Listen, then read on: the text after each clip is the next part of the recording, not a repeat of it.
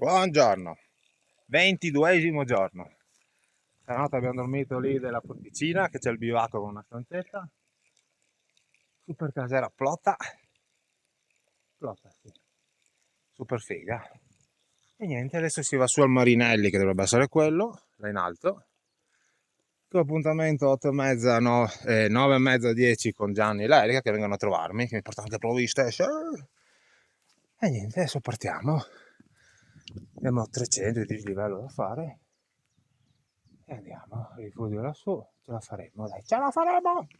Che spettacolo, sta casera, super bella, super bella, col Collians dietro,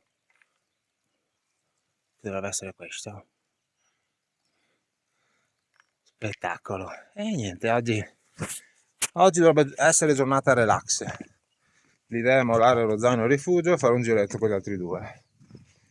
E speriamo che si metta anche in carica il Battle Bank e poi ci penso se dormire lì stasera, perché c'è anche il sentiero bello stronzo da fare, devo chiedere informazioni, e poi domani si va al lago Volaia e domani deve arrivare al rifugio Hochway, il primo dell'Alta Via 7, dell'Alta Via 6.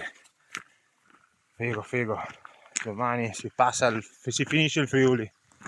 Oggi relax. Boh, adesso inizio a salire e stacco perché sennò non parlo più, se no muoro. Frattempo, spettacolo.